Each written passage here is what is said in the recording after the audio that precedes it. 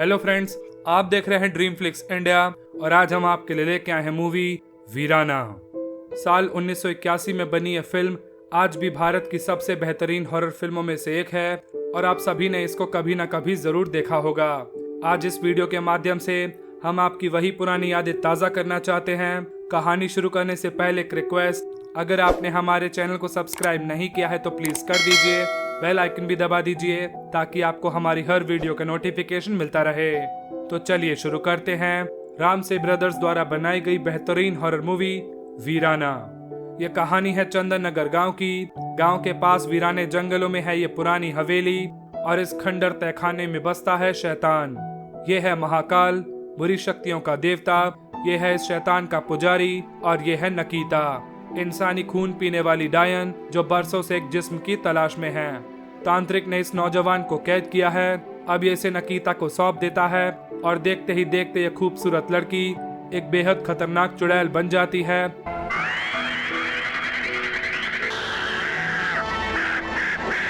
और इसके जिस्म से सारा खून चूस लेती है। अब गांव वालों को इस परदेसी की लाश मिलती है। ये कोई पहली लाश नहीं, पिछले कुछ समय से वीराने में ऐसी ही लाशें लगातार मिल रही हैं। गांव वाले ठाकुर साहब को सब कुछ बताते हैं। ये वीराने की चुड़ैल का काम है जो अक्सर परदेसी नौजवानों को अपने हुस्न के जाल में फंसाकर शिकार बनाती है। इसने उस चुड़ैल को अपनी आंखों से देखा है जो एक खूबसूरत लड़की से देखते ही देखते चमगादड़ बन गई और इस पर हमला कर दिया। यह है ठाकुर का छोटा भाई समीर। इसे भूत प्रेत चुड़ैल जैसी बातों पर जरा भी यकीन नहीं, लेकिन गांव वालों की रक्षा के लिए ये उस चुड़ैल का सामना करने की ठान लेता है। समीर की बीवी प्रीति इस बात से बहुत परेशान हो जाती है, पर समीर के साथ साथ ठाकुर साहब को भी लगता है कि ये बस गांव वालों का वहम है और अब वो समीर की रक्षा के लिए उसे ये ओम दे देते हैं। समीर को रास्ते में नकीता मिलती है, यानी गांव वालों की बात सच थी। वो इसे लिफ्ट लेने के बहाने अपनी हवेली में ले आती है।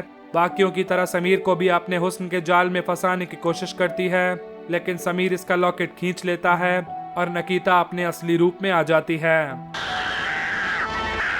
यह समीर पर हमला करती है, लेकिन वो इस ओम की शक्ति से इसे कैद कर गांव ले आता है और गांव वाले इसे फांसी पर लटका देते हैं। तांत्रिक अपने आदमी भेज इसकी लाश चुरा लेता है। नकीता का शरीर तो मर गया, लेकिन इसकी रूह अब तक तांत्रिक के कब्जे में है और अब ये उसे ठाकुर महेंद्र प्रताप की बेटी का शरीर देकर नकीता को दोबारा जिंदा करना चाहता है और ठाकुर से बदला लेना चाहता है।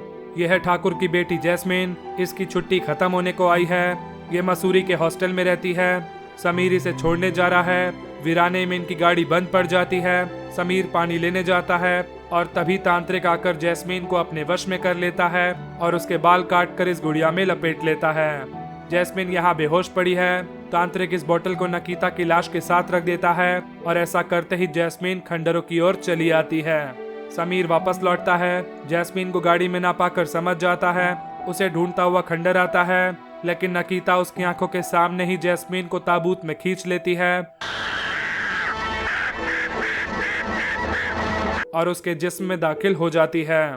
तांत्रिक के आदमी समीर को पकड़ लेते हैं और तांत्रिक एक फकीर के भेष में ठाकुर महेंद्र प्रताप को जैस्मिन लौटाने आता है। ठाकुर समीर के बारे में पूछते हैं। ये बताता है वीराने के उस पार नदी में एक गहरा तूफान आया।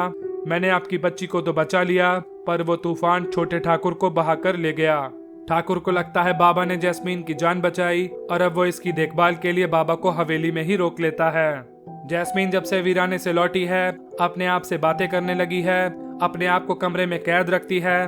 प्रीति जान गई है जैस्मिन पर कोई बुरा साया है, लेकिन ठाकुर उसका यकीन नहीं करता। जैस्मिन अब प्रीति के सामने असली रूप में आ जाती है। वो मदद को पुकारती है, लेकिन नकीता उसे मार देती है। ठाकुर को लगता है उसने चुड़ैल के खौफ से खुद की जान ले ली और अब वो समीर की बेटी साहिला को उसकी नानी के पास बम्बई भेज देता है। कई साल बीत गए हैं। ठाकुर बूढ़े हो चुके हैं। साहिला की चिट्ठी आई है। वो कुछ दिनों के लिए चंदन नगर घूमने आ रही है और नानी अब साहिला के साथ अपने भांजे हिटकॉक को भी भेज देती है। यह है रघु, ठाकुर का नौकर। ठाकुर साहब अभी तक फैक्ट्री से नहीं लौटे। जैस्मिन नहा रही है। रघु की नीयत जैस्मिन के लिए ठीक नहीं और वो इसे की होल से देखने लगता है।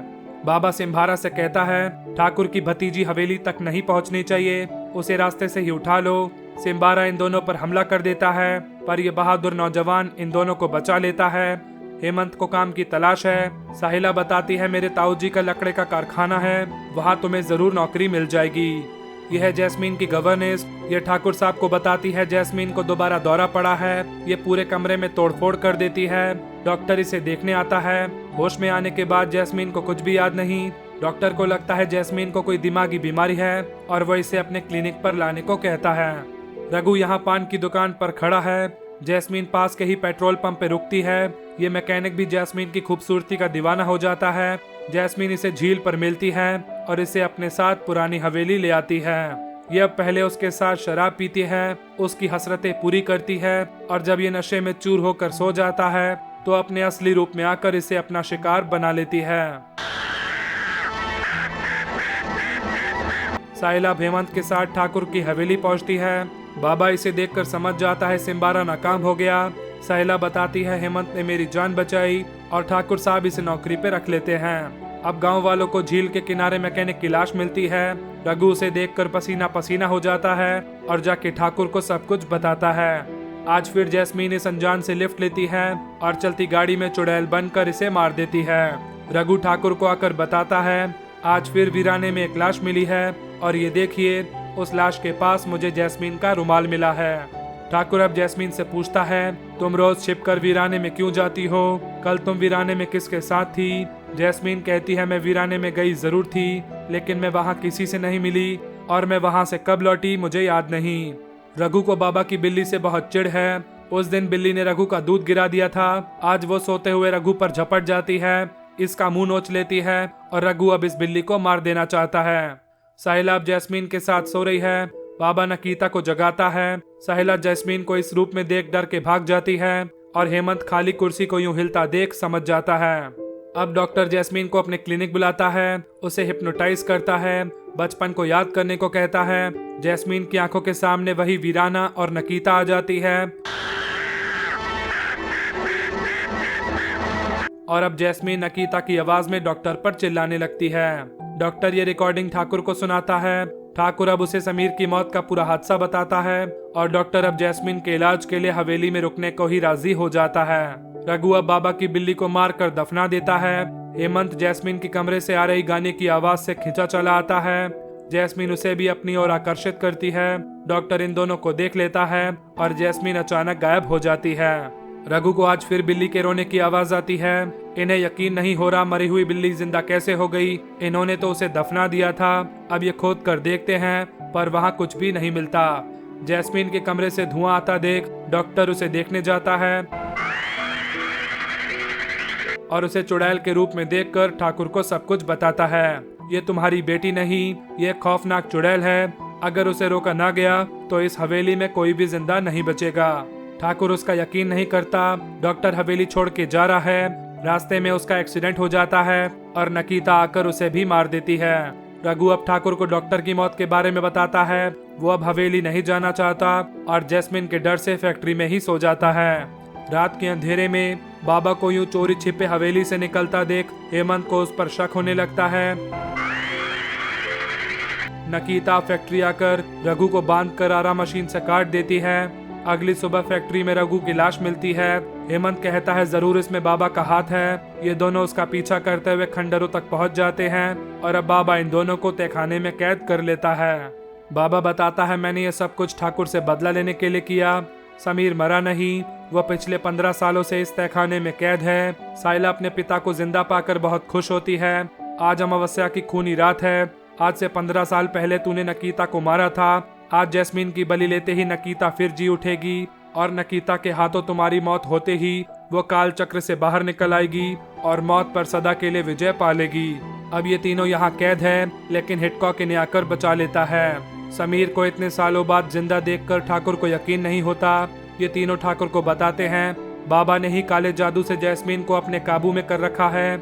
जब तक नकीता की कब्र से उस गुड़िया को निकाल कर नष्ट नहीं कर देते जैस्मीन यूं ही वीराने में भटकती रहेगी। अब ये देखते हैं जैस्मीन हवेली में नहीं है।